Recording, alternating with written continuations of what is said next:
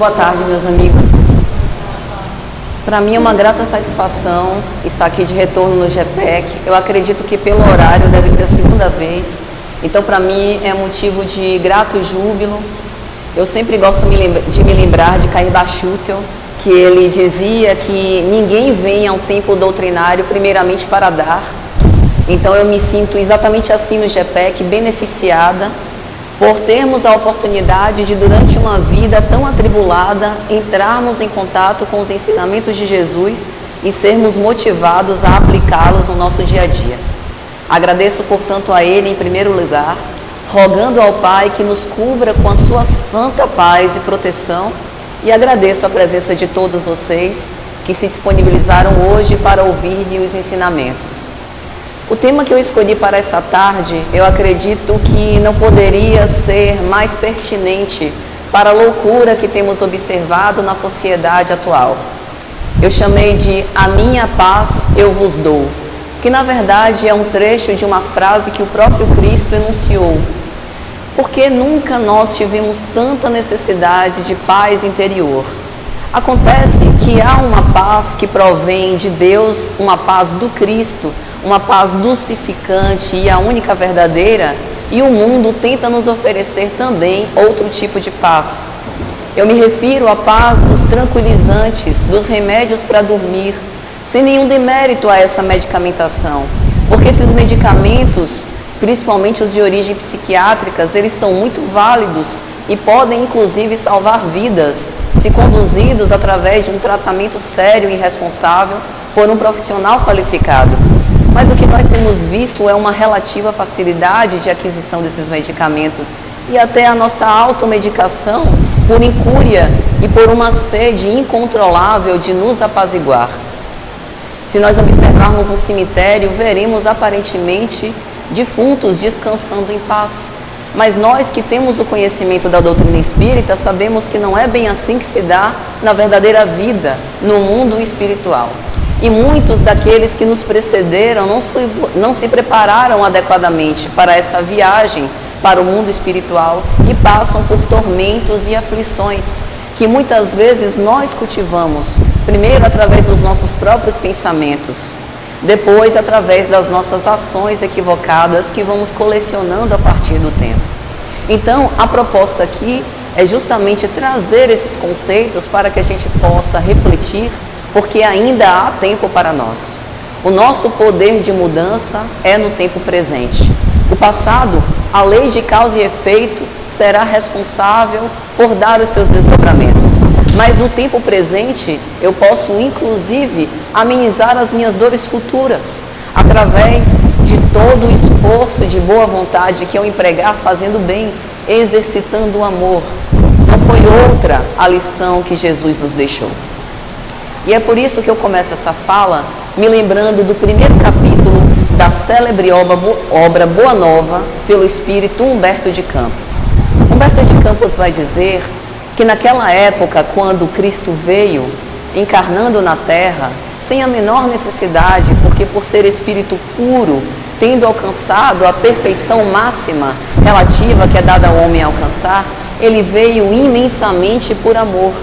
Constrangido com a nossa situação, de ainda espíritos muito imperfeitos, veio como a segunda revelação, mostrando que Deus é o nosso Pai e que nos ama indistintamente, e que todos nós temos a chance de estreitarmos esses vínculos e esse relacionamento com Ele. E é através uns com os outros, do amor ao próximo e do amor de Deus, o amor a Deus acima de todas as coisas, que nós vamos lograr. E Humberto de Campos dizia que na época em que o Cristo vinha, estabeleceu-se sobre a terra a chamada Pax Romana. E os historiadores do Império Romano até hoje não conseguem explicar por que, por um motivo muito enigmático e misterioso, um clima de paz e de ternura tomava conta do mundo. Espíritos belicosos já não mais reencarnavam naquela época. Espíritos inteligentes e iluministas que acabavam reencarnando para poder colaborar para essa frutificação do terreno dos corações do homem, acompanhava a corte angélica do Cristo para assistir à sua encarnação na Terra. E naquela época, o imperador romano era Caio Júlio César Otávio, e que também, por uma grande coincidência, por uma feliz coincidência, foi um homem muito sábio que teve o poder das mãos. Quão poucas vezes nós vimos o nosso planeta, homens sábios com poder nas mãos. Quando nos lembramos aqui na Bahia de Rui Barbosa, um jurista que tinha um anseio democrático no seu coração, que colaborou tanto pelo avanço das leis rumo à justiça social. Nós vemos poucos célebres movimentadores daquela verdadeira justiça que Deus é o grande Criador. Então, naquela época da Pax Romana, era a vinda do Cristo a grande explicação por esse clima de paz e de amor que reinava pela terra. Mas como nós somos ainda muito belicosos, e em especial éramos naquela época, não estávamos acostumados com a mensagem divina, Jesus, que era o Verbo encarnado, de uma forma tão doce e cândida. E é por isso que, aquela época e ainda hoje, o Cristo foi ridicularizado, apenado, chamado de blasfemo e de caluniador. E os imperadores romanos acreditavam que ele estava querendo estabelecer sobre a terra um reino material. Mas foi ele quem disse que o seu reino não era desse mundo. E essas palavras ainda ecoam na eternidade, porque nós estamos encarnados do corpo físico, num planeta de provas e expiações, e é justo que nós queiramos progredir materialmente, mas é sobretudo imperioso que nos lembremos que somos espíritos imortais e que precisamos aproveitar as oportunidades que a vivência nesse corpo físico nos dá para que nós possamos ascender mais rumo à espiritualidade superior. Quantos de nós nos perdemos entre os prazeres materiais, dando aso às sensações, sem verdadeiramente desenvolver os sentimentos nobres e elevados? Veja que nós não estamos condenando os prazeres terrenos. Eles foram dados por Deus para que a criatura humana se estimule. O instinto, ele não é ruim. O instinto, ele é o que nos faz nos prender à terra, através da conservação da nossa própria existência. Mas o grande problema está nas nossas más paixões. Precisamos entender todos esses recursos, os recursos materiais e os instintos que são heranças que nós temos, como mecanismos para que possamos evoluir cada vez mais moralmente. E é a esse mistério que Jesus se dedicou durante toda a sua existência. Jesus poderia ter enviado milhares, milhões de emissários se ele quisesse, e ele fez. Todos os profetas da antiguidade, vai dizer Emmanuel na obra A Caminho da Luz, vieram com a bênção do Cristo para preparar a boa terra para a mensagem que ele vinha revelar em seguida. Mas veio ele mesmo. Ele decidiu vir sem substitutos, provando como é que a gente faz, como nós respondemos às tentações, como que nós lidamos com a nossa vida diária para viver o seu Evangelho. Um Cristo ensina o Evangelho não para Cristos, mas para pessoas simples, pessoas ignorantes como nós somos, como eram os seus apóstolos naquela época. Simão Pedro, pescadores comuns. Levi, Mateus, cobrador de impostos. Judas, comerciante. Todas pessoas do povo que tinham os seus labores, mas que sentiam no seu íntimo a mesma sede que nós sentimos hoje. E qual é a diferença dos apóstolos para nós? Por que os apóstolos se renderam de uma forma tão irresistível aos ensinamentos do Cristo? Foram arrebatados, largaram tudo para segui-lo. E por que conosco não acontece algo análogo? É porque nós estamos colocando a nossa mente materializada à frente do nosso coração. Isso não é uma apologia para que sejamos fanáticos. Lembremos que Allan Kardec, o bom senso encarnado, nos ensinou a utilizar sempre a fé raciocinada. Mas o que aconteceu com aqueles apóstolos foi que eles nutriram uma confiança irrestrita na mensagem divina. Eles acreditaram, tiveram esperança que verdadeiramente vale a pena tudo padecer, porque essa vida passa e a nossa verdadeira vida será esplendorosa.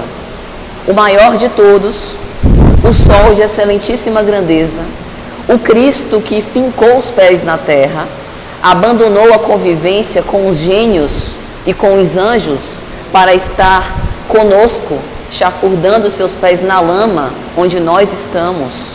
E ele fez isso sem se conspurcar, para nos mostrar que amar vale a pena. Ele foi o mais humilde que pisou na terra, e nenhum foi tão grande perante os olhos de Deus como ele.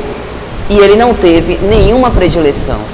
Jesus passou pelos processos humanos como nós passamos. A grande diferença é que ele sempre soube bem escolher. Ele jamais se afastou da mensagem divina. E é essa exortação que ele faz para nós.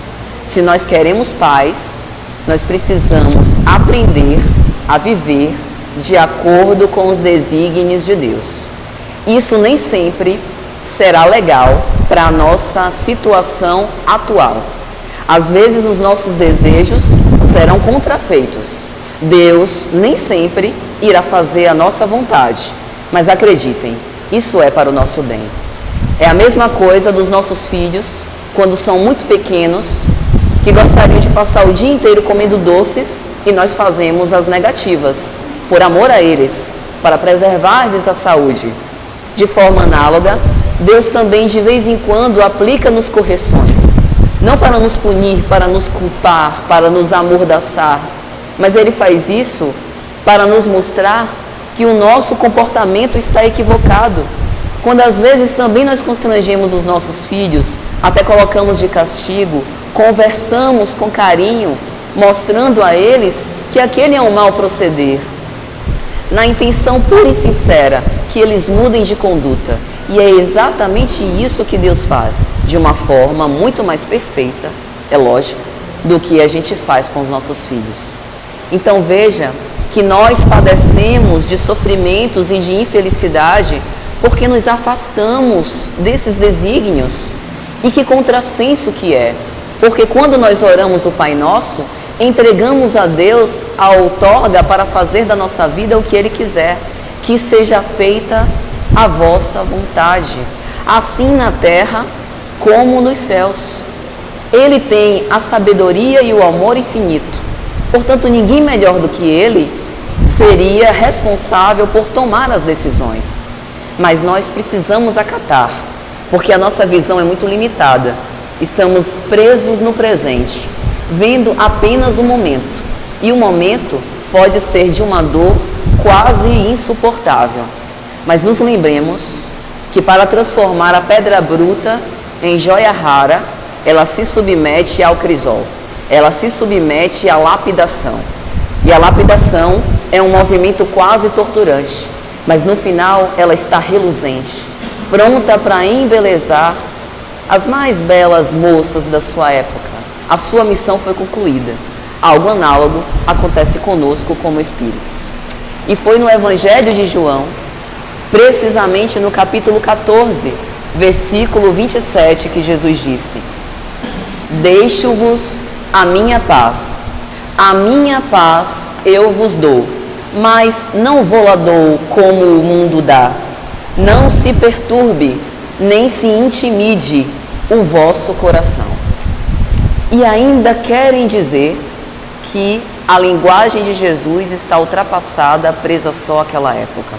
Meus amigos, não há nada mais atual do que essas palavras.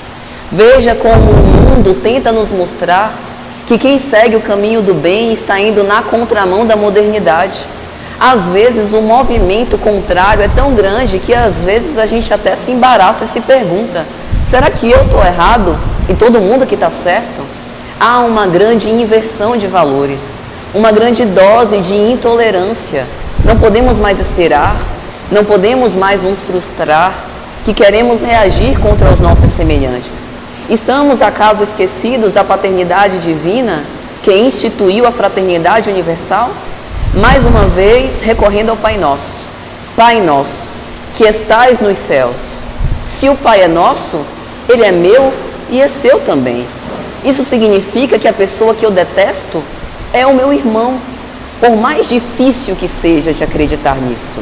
Por isso que Jesus nos exortou: ouvistes o que foi dito, amarás o teu próximo e odiarás o seu inimigo. Eu, porém, vos digo, amai os vossos inimigos, orai por aqueles que vos perseguem e porque vos caluniam.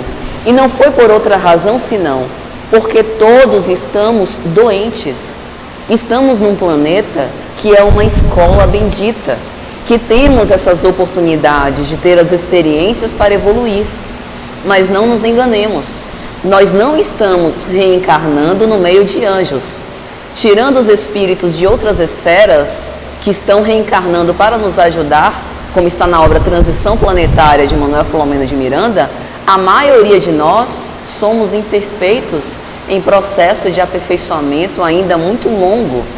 E no hospital, quem nós esperamos encontrar?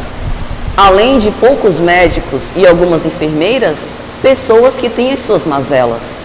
Somos nós, cada um com as nossas mazelas, cada um com as nossas necessidades de reparação, em níveis diferentes, em setores diferentes. Uns passam pelo drama da extrema privação material e da penúria e são ajudados pela caridade dos outros para não morrer de fome. Outros são tão coléricos, tão agressivos, tão raivosos, que quase não conseguem conviver. E aí, se eu tenho um pouco mais de paciência, o que eu faço? Trato essa pessoa com paciência para ensinar como faz, repetindo Cristo, que tem dotes muito maiores do que os meus e fez isso. É assim que a gente vive o Evangelho. Então, quando Cristo diz que Ele não nos dá a paz como o mundo a dá, é porque a paz do mundo é um sofisma, é uma enganação. Às vezes a gente está vendo as pessoas aparentemente pacificadas e por dentro a mente está em burburinho, numa turbulência de emoções desvairadas. E dali a pouco a gente vê aquela pessoa surtando e não entende, mas fulano era tão calmo, fulano era tão controlado. Ou então tem uma jovialidade em que ele aproveita da juventude para se conter e quando chega na senilidade se solta e a gente se espanta. Mas fulano não tinha aquele comportamento. A paz do mundo é essa paz ilusória, é uma paz que às vezes significa estagnação. E nós não podemos ficar estagnados. Se quisermos, ficaremos. Porque nenhum espírito retrograda, mas a marcha do progresso, ela é avassaladora. E se nós quisermos, podemos avançar cada vez mais rápido. O amigo que nos precedeu falava sobre Leon Denis. Na obra O Problema do Ser, do Destino e da Dor, ele vai dizer no capítulo 20, a vontade é a maior de todas as potências do espírito. E é exatamente isso. Vejamos Saulo de Tarso. Passou de um perseguidor cruel de cristãos para um evangelista, para um apóstolo dos gentios. Está, portanto, nas nossas mãos esse nosso querer. Mas qual é, então, a paz do Senhor? Onde nasce essa paz? Essa paz provém de uma glorificação que vai cair dos céus sobre as nossas cabeças? Essa paz depende de merecimento, de trabalho ou dos dois? Essa paz é duradoura ou efêmera? A paz do Cristo é a paz verdadeira e nós podemos até contar com uma glorificação, mas ela não prescinde do trabalho, porque a paz não é um fim em si mesmo. A paz é uma construção ao longo de toda uma vida em que nós temos uma obstinação de construir a serenidade. A paz do Cristo foi o que aconteceu com ele quando ele estava perante Anás e Caifás. Ele estava no horto, orando com os seus apóstolos, quando de repente Judas se aproxima, dá-lhe um beijo na face. E o Cristo pergunta: amigo, a que vieste? Judas estava ali para indicá-lo à soldadesca romana. Eles levam o Cristo manietado para Anás e Caifás. E perante a interpelação, o soldado romano esbofeteia o Cristo na face. E o que é que ele faz? Se ele fosse encolerizado e agressivo, como muitas vezes nós somos, devolveria a bofetada na face do soldado e possivelmente seria morto naquele momento. Mas o Cristo que nós conhecemos jamais faria isso. O Cristo que nós conhecemos disse no Sermão da Montanha: se alguém lhe bater numa face, dê-lhe a outra, não resistais ao mal que vos queiram fazer. Mas isso não é a gente ter a pureza e a inocência de conviver com o mal e de ser maltratado. Ele nos ensinou a ser sagazes como as serpentes, mas também com a sua prudência, mas também ser manso como as pombas. E o que ele faz com aquele soldado é algo extremamente perspicaz e inteligente. Ele faz uma pergunta: por que me bateste?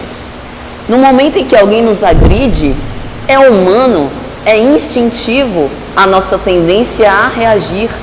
Mas se ao invés de nós reagirmos, reflexionarmos sobre os problemas que aquela pessoa tem em não conter a sua agressividade para nos maltratar, nós vamos estar mais sintonizados com a fraternidade que falamos no início. E é isso que o Cristo ensina: procurar entender as razões do outro e perceber que ele está em desequilíbrio, por isso agiu de uma maneira tão atroz para conosco. É assim que a gente começa a amar os nossos inimigos. Amar os nossos inimigos é uma tarefa muito difícil.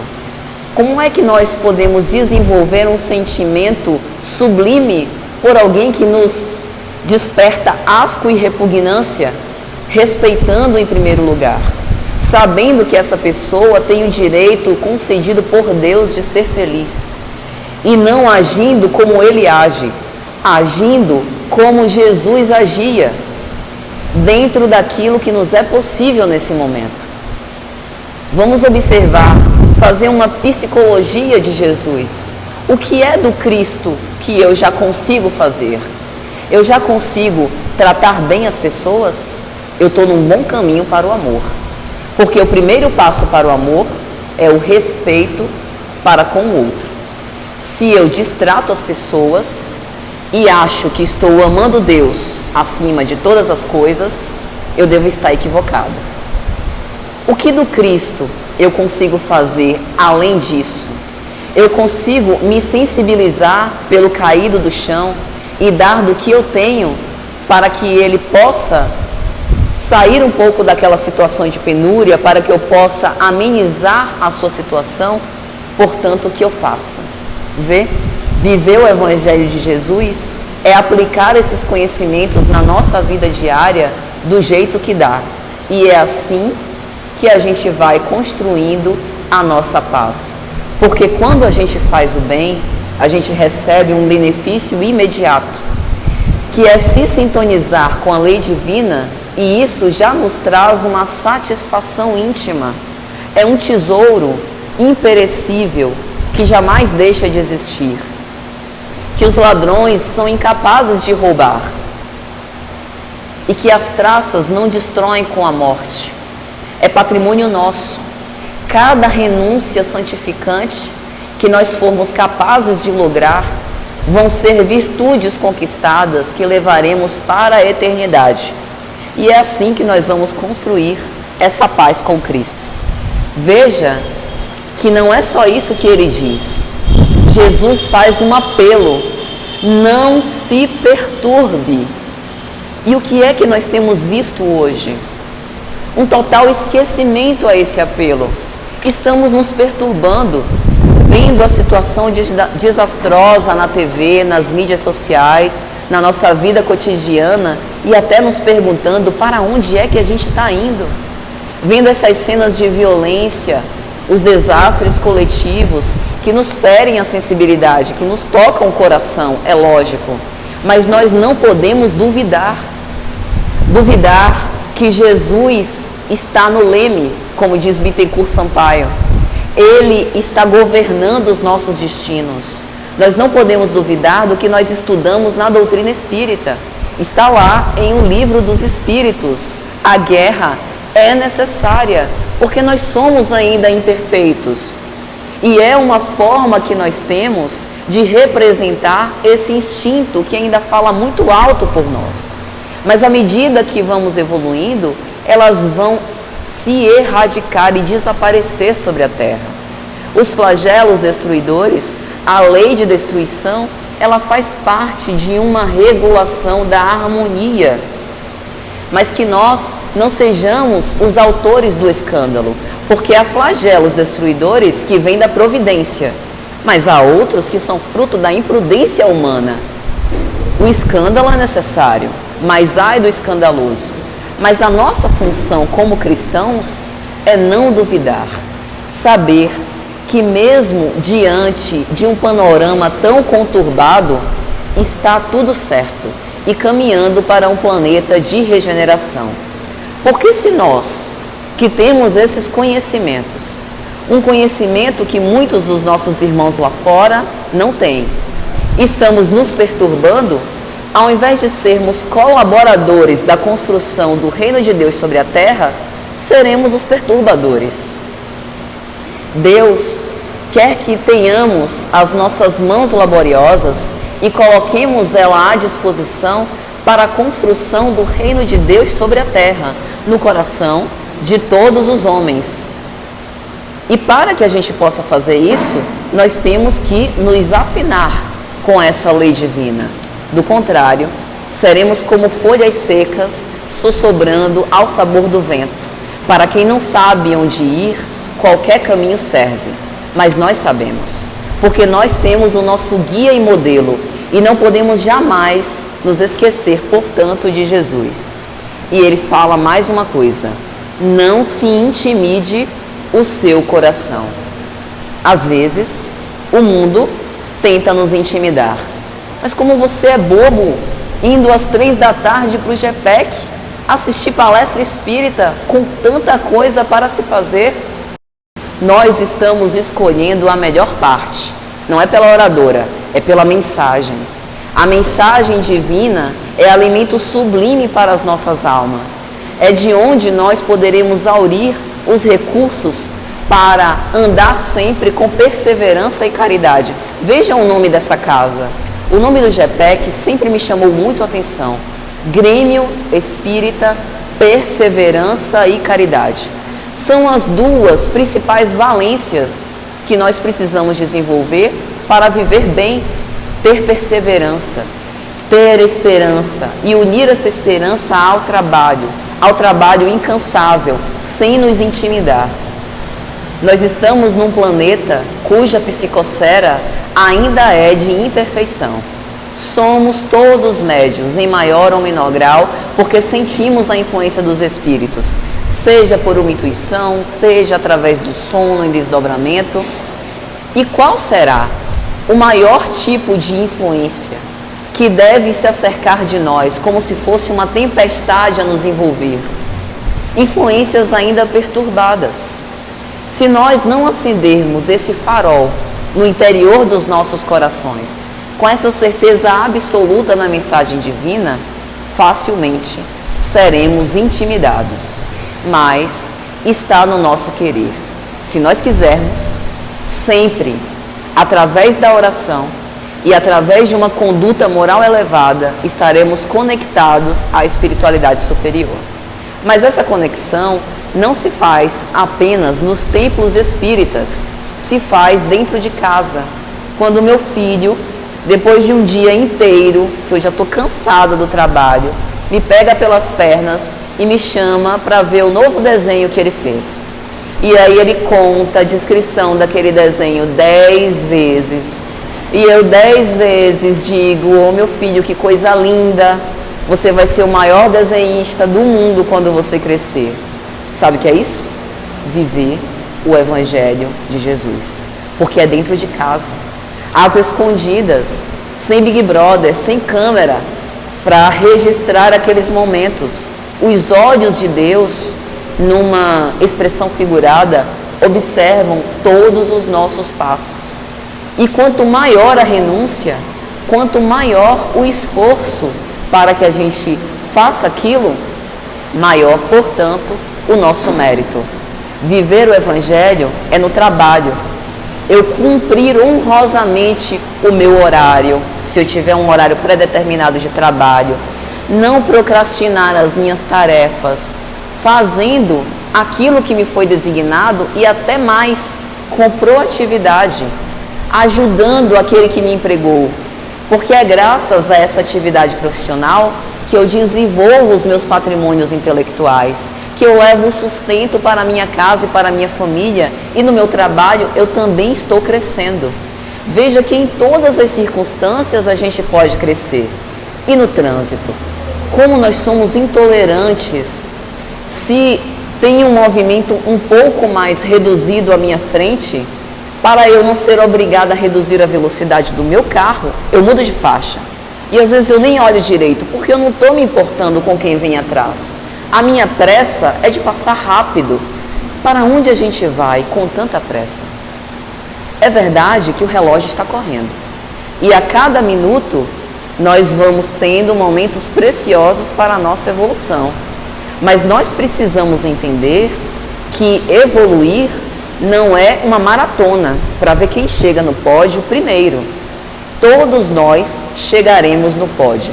Todos. Nosso lugar está garantido. Tem medalhinha com o nome de cada um de nós. E Deus está ansioso, também aqui utilizando uma linguagem figurada, para esse encontro conosco. Mas essa caminhada evolutiva pode ser a trotes vagarosos, em que a gente vai colaborando uns com os outros, vamos dando as mãos, ajudando, porque nós também somos ajudados. Quando nós oramos, nós recorremos à espiritualidade superior, que são espíritos bons, que se compadecem da nossa situação e vêm para nos ajudar. Nós também, quando evoluirmos mais, ajudaremos aqueles que ainda estão na retaguarda. A lei de amor é isso. Se nós somos todos irmãos, uns vamos amparando os outros durante essa caminhada evolutiva. E aí, no Evangelho de João, mais para frente, Jesus fala mais uma vez: cesse de perturbar o vosso coração. Credes em Deus e credes também em mim. E para onde eu vou, conheceis o caminho. E eu achei interessante essas palavras. Ele já estava se despedindo. Esses versículos foram ditos no fim do Sermão do Cenáculo, quando Jesus se reuniu com seus discípulos ao redor da mesa na última ceia. Ele retornava ao seio do Pai, aproximava-se o momento da sua paixão. E é interessante ele dizer: para onde eu vou, conheceis o caminho. Como assim a gente conhece o caminho? Qual é o caminho que nos leva à paz, então? O caminho era o próprio Cristo. Eu sou o caminho, a verdade e a vida. Em outras palavras, se quiseres ter paz, como eu prometo a vós, siga o que eu fiz. Como ele mesmo disse: toma a tua cruz, renuncia a ti mesmo e segue-me. Então, se nós quisermos viver em paz, é simples. Aplicar esses conhecimentos, esses ensinamentos que Jesus nos traz em cada momento da nossa vida. E não nos esquecer nunca de que nos momentos mais difíceis, quando as aflições baterem à nossa porta, Ele é o nosso amigo que está ao nosso lado. Em geral, nós nos lembramos de Jesus naquela cena trágica da sua paixão. Em geral, quando nós falamos em Jesus, nos vem à cabeça a cena da cruz. Mas a gente precisa ressignificar aquela cena da cruz. A cena da cruz não é uma cena torturante que Jesus sentia uma dor dilacerante e já estava quase desencarnando. A cena da cruz nos mostra que ele é uma ponte que nos liga da terra ao céu. A cena da cruz nos mostra uma entrega completa, em que ele fica de braços abertos, abraçando a humanidade toda. Sob esse ponto de vista, a cena da cruz é muito bela. E é essa mensagem de beleza que Jesus quer nos mostrar. Mas Jesus na cruz está num lugar muito ruim, porque naquela época a cruz era lugar de malfeitor, de criminoso da pior espécie, e Jesus foi indevidamente crucificado, porque não tinha nenhum pecado, não havia nenhuma impugnação contra ele. Então o que nós precisamos fazer é retirar Jesus da cruz. Vamos descrucificar o Cristo e colocar ele no lugar mais adequado, que é o nosso coração.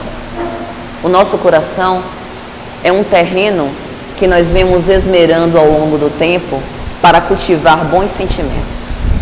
O melhor lugar do nosso corpo deve ser o nosso coração, onde nós guardamos as emoções mais elevadas, porque são essas emoções elevadas que nos vão nos dar saúde, principalmente a saúde física, saúde emocional, equilíbrio das nossas emoções. É nesse lugar que Jesus tem que estar. Jesus tem que estar ao nosso lado em cada momento da nossa vida.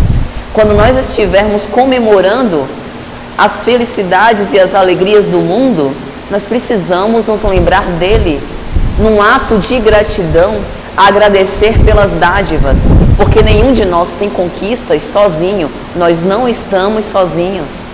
Nós estamos envolvidos por uma nuvem de testemunhas que nos acompanha.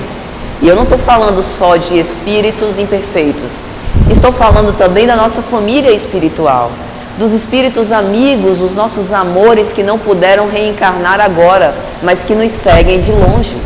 Nós temos o nosso mentor espiritual, o nosso anjo de guarda, que se preocupa conosco e que também nos acompanha e nos sustenta. Portanto, definitivamente não estamos sozinhos nem esquecidos.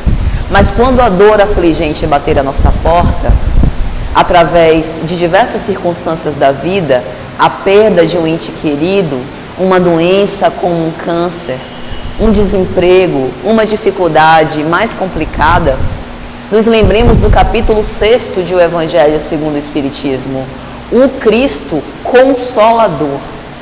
É essa a figura do Cristo.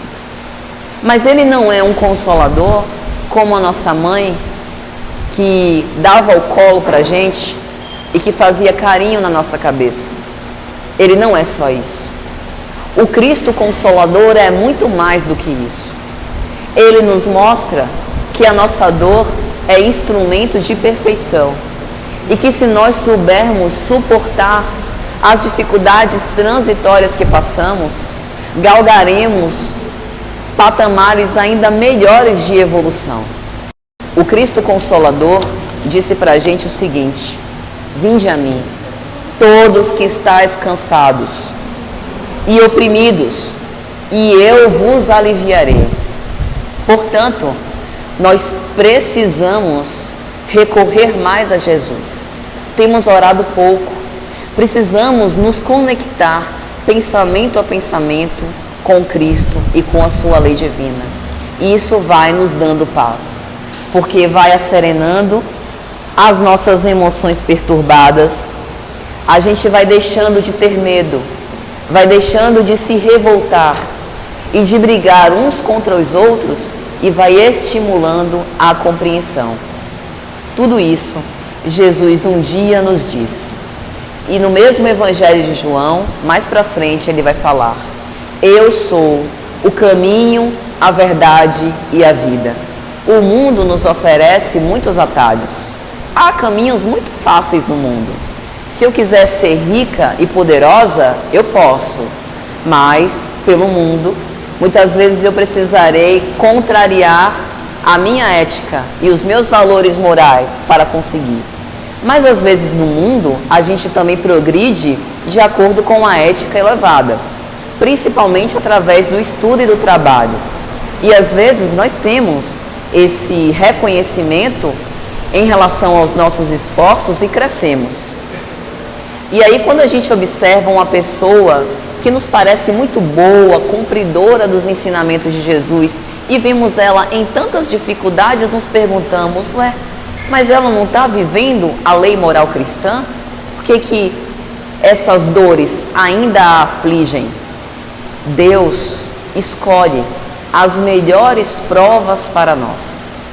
E nem sempre a abastança de recursos, o poder transitório e o sucesso vai nos garantir felicidade. Ele dá a cada um o remédio como se fosse um exercício, uma prova necessária ao nosso adiantamento, ao que nós precisamos. Portanto, às vezes teríamos até merecimento, mas não seria tão bom para o nosso progresso como outros tipos de prova. Lembrem-se da passagem do cego de nascença, em que os apóstolos perguntam: mestre, mas quem pecou? Foi ele ou os seus pais? Nenhum, nem outro. Ele nasceu cego para que a lei de Deus fosse transmitida através dele. Ou seja, às vezes nós abraçamos uma dor para o nosso próprio aperfeiçoamento moral. Então, quando Jesus diz que Ele é o caminho, a verdade e a vida, Ele está nos advertindo. O mundo vai oferecer propostas mais tentadoras para você. São as portas largas. A porta da perdição é larga, e há muitos que por ela passam e ela procuram. Acontece que essas portas que o mundo nos oferece, às vezes são portas falsas. São aqueles atalhos que nos fazem nos afastar do caminho reto. E depois a gente vai ter que refazer todo o caminho de volta. Lembremos da parábola do filho pródigo. Um moço jovem que queria fruir tudo que o mundo poderia lhe apresentar e antes da morte do seu pai, pede a sua parte na herança. Pai, dá-me a minha parte na tua herança. Vocês já imaginaram o que um pai, ouvindo isso, deve ter sentido? É como se o filho quisesse matá-lo a troco de dinheiro.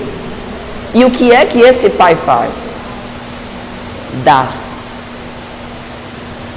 Fornece a parte na herança e deixa o filho ter as suas próprias experiências. E isso também é um ensinamento precioso para a gente. Porque nós, como pais e mães, temos o dever moral da responsabilidade de educar moralmente os nossos filhos. E enquanto eles estão sob a nossa tutela, nós precisamos fazer isso, porque seremos perguntados depois: que fizeste dos talentos que lhe confiei? Mas a partir de um tempo, os nossos filhos se emancipam, têm a sua vida própria, precisam ter a sua própria experiência e nós vamos tolhê-los. A partir de um tempo, tolher os filhos acaba por ferir a lei de liberdade, que também é uma concessão divina. Então é exatamente essa a sabedoria do pai dessa parábola. Entrega a parte que cabia ao filho na herança. E o filho vai ter as suas experiências. E o que acontece com ele? Enfrenta as dificuldades naturais do caminho. Porque nem sempre o mundo vai nos acolher com o calor e com o afago de um pai. Às vezes o mundo vai nos tratar muito mal. E nenhum trabalho a gente vai ter de forma digna. Foi exatamente essa reflexão desse filho pródigo. Meu Deus, como eu queria agora estar na casa do meu pai, porque até os seus empregados têm onde dormir e têm onde comer, e eu estou aqui disputando as alfarrobas com os porcos. E nesse momento de reflexão, o filho decide retornar. Veja que o caminho foi o dobro. Ele saiu de casa, teve as suas experiências e precisou voltar para refazer a sua trilha, para voltar de novo a estar alinhado com os ensinamentos de Deus, ao cumprimento da mensagem divina. A parábola do filho pródigo é como se fosse um simbolismo para a nossa evolução como espíritos, porque é assim que a gente faz. Nós erramos, nos arrependemos, sofremos uma expiação e mais tarde temos a oportunidade de reparação, exatamente como Kardec escreveu na obra O Céu e o Inferno. Então veja que, embora os caminhos que o mundo ofereça sejam diversos e às vezes sejam tentadores, o caminho que Jesus oferece pode ser pela porta estreita, que dá mais trabalho, que é mais difícil de passar, que precisa das nossas renúncias, que precisa do nosso esforço, mas é o único caminho que verdadeiramente vai nos dar felicidade sem fim e paz sem término. E aí Jesus continua dizendo: ninguém vem ao Pai senão por mim. E se me conheceis, também conhecereis o meu Pai. Desde agora o conheceis e o vistes. Jesus aqui se coloca como esse símbolo do Verbo encarnado. E ele fala mais: se nós conhecemos o Cristo e não cumprimos esses ensinamentos, há algo de errado conosco. Porque veja que contrassenso. Jesus vem nos apresentar uma proposta valiosíssima, que nos dá tudo o que a gente quer: felicidade e paz interior. A gente não busca outra coisa na vida. A gente quer progredir materialmente para ter conforto, viver bem e feliz. A gente busca tratar os nossos conflitos emocionais para ter paz interior. Jesus oferece isso e ele pede muito pouco de nós, apenas que cumpramos os seus ensinamentos. Então veja como somos nós que perdemos um precioso tempo sem seguir, ter esforço para seguir esses ensinamentos divinos. E é através de tudo isso que nós vamos, portanto, construindo a nossa paz. Quando Allan Kardec, a partir do século XIX, teve o primeiro contato com os espíritos, e os espíritos começaram a se comunicar, ele era cético. Allan Kardec foi um pedagogo a vida inteira, discípulo de Pestalozzi, o autor da Pedagogia do Amor. Pestalozzi dizia que para que as pessoas pudessem aprender, sobretudo crianças, elas deviam ser envolvidas pelo afeto, porque são as emoções que abrem as portas do nosso conhecimento. E Kardec desenvolveu e ampliou esses conhecimentos de Pestalozzi como pedagogo e mais tarde como codificador. Quando Kardec começou a ver aquele fenômeno das mesas girantes, ele foi um dos poucos que, ao invés de ridicularizar o fenômeno, percebeu que ele era resultado de uma vontade. E por uma dedução lógica ele pensou: se há um efeito inteligente, deve haver uma causa inteligente por trás. Uma mente pensante que vive de uma forma diferente da nossa, mas que provavelmente é uma mente inteligente, deve estar por trás desse fenômeno. Então ele começou a se debruçar sobre isso. E reunindo ao longo desses tantos anos uma coleção de perguntas e respostas, temos desde 1857 esse repositório de perguntas diretas sobre os nossos dilemas. A mensagem de Jesus, em outras palavras, ela foi codificada de uma forma contemporânea nossa, tudo para facilitar a nossa assimilação e o nosso aprendizado. A gente só precisa estudar e praticar esses conhecimentos. O Consolador enviado, ele foi prometido por Jesus. Jesus disse lá no capítulo 14 de João: rogarei ao Pai, ele vos dará outro Paráclito, para que convosco permaneça para sempre, o Espírito da verdade, que o mundo não pode acolher, porque não o vê nem o conhece. Jesus esperou nos séculos 17 e 18 o surgimento do iluminismo, principalmente na Europa. As grandes mentes pensantes, filósofos, cientistas, engenheiros, começaram a desdobrar os seus ensinamentos e as suas inovações, preparando o avanço da ciência. E junto com o avanço da ciência, veio também o progresso moral através da codificação. Veja que enquanto nós estamos progredindo moralmente como espíritos, estamos mudando o mundo, fazendo com que ele progrida materialmente. através da intelectualização da matéria. E o mais interessante, o mais formidável, é que por trás de todos esses processos está o mesmo Cristo de há 2000 anos, que nos disse, através dessas palavras, que precisamos viver-lhe os ensinamentos através da lei de amor. O amor é um exercício diário. Só há uma forma de aprender a amar: amando. Por mais que nós teorizemos sobre o amor, façamos seminários intermináveis sobre o amor, a gente só aprende quando a gente vivencia.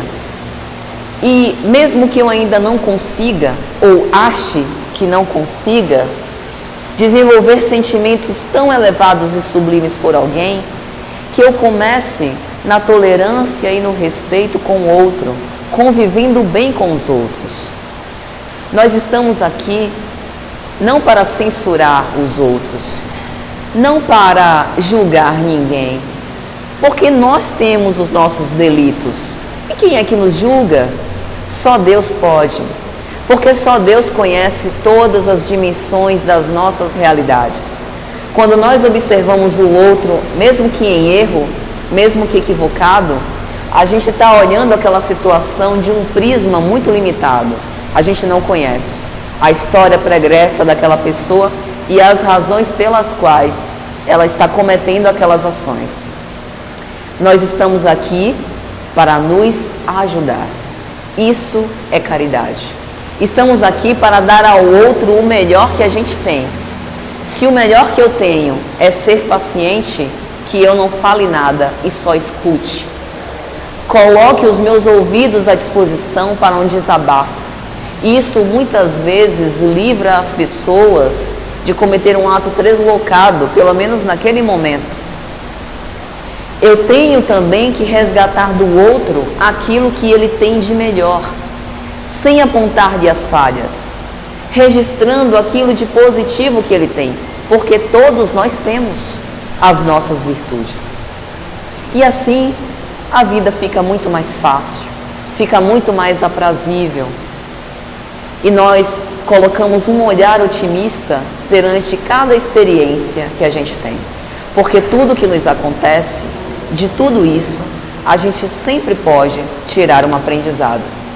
E aí, meus amigos, já caminhando para o final, eu gostaria de lembrar de dois célebres mártires do cristianismo primitivo, que a mim em especial sempre chamam a atenção e que funcionam como símbolos dessa paz que o Cristo dá, dessa paz que eles souberam cultivar. Eu me refiro a Paulo e Estevão. O Espírito Emmanuel escreveu uma obra que eu leio sempre, todos os anos da minha vida. A cada ano eu leio Paulo e Estevão pelo menos uma vez. E eu não me canso de retirar experiências e aprendizado daquela obra. Quem ainda não leu, por favor, leia. Porque são tantos aprendizados e à medida que a gente passa, a gente acaba percebendo nuances que nos passaram despercebidas. Quando nós vemos a trágica cena do apedrejamento de Estevão, nós vemos um homem jovem, dos seus 23 e 24 anos, que tinha uma fé religiosa, um amor imenso pelo Cristo, o Cristo que ele não conheceu, mas que através dos escritos de Isaías, ele sabia que aquele houvera sido o Messias prometido, e ele converte-se ao cristianismo através da Casa do Caminho por Simão Pedro, e ele é apedrejado no Sinédrio por Saulo de Tarso, sob o litígio, sob os mandos de Saulo de Tarso. E me causa comoção que na cena do seu apedrejamento, imagine, numa praça pública, um homem jovem seminu, com as carnes todas dilaceradas, das chicotadas que levou na prisão, começa a ser apedrejado pelas pessoas. E o que é que ele faz? Nós poderíamos esperar qualquer coisa, que ele devolvesse as pedras, que ele xingasse as pessoas, que ele tirasse a roupa, que ele ficasse louco, tomado de uma serenidade imperturbável. A única coisa que Estevão faz é chorar e rogar a Jesus que perdoe aquelas pessoas, porque elas não faziam conta da loucura que estavam cometendo. Estevão repetia o Cristo, que rogou a Deus que não nos imputasse o pecado da crucificação, porque ainda éramos muito ignorantes e imperfeitos. O próprio Saulo de Tarso, que começa sua vida como doutor da lei, implacável, perseguidor dos cristãos, que entra em Damasco para assassinar Ananias, o cristão que apresentou o evangelho para sua então noiva Abigail, mais tarde se converte como apóstolo dos gentios, e na cena da sua morte, Paulo foi decapitado, e no momento em que a espada do soldado está prestes a arrancar o seu pescoço, mais uma vez, dotado de uma serenidade imperturbável, ele diz: faça o que você tem que fazer, porque quando eu acabar aqui, eu vou me encontrar com o Cristo para o qual eu vivi todos os anos da minha vida desde que o conheci. Já você presta contas a um César, que é um homem tão morto como nós somos. Essa serenidade de Paulo, ela não foi obra divina caída no céu de mão beijada. Foi fruto do esforço, do trabalho, da renúncia, dele renunciar ao próprio orgulho para poder viver o Evangelho do Cristo. E nós estamos sendo convidados a isso. Que possamos, portanto, ter fé em Deus, força de vontade e muita paz a todos nós. Boa tarde a todos.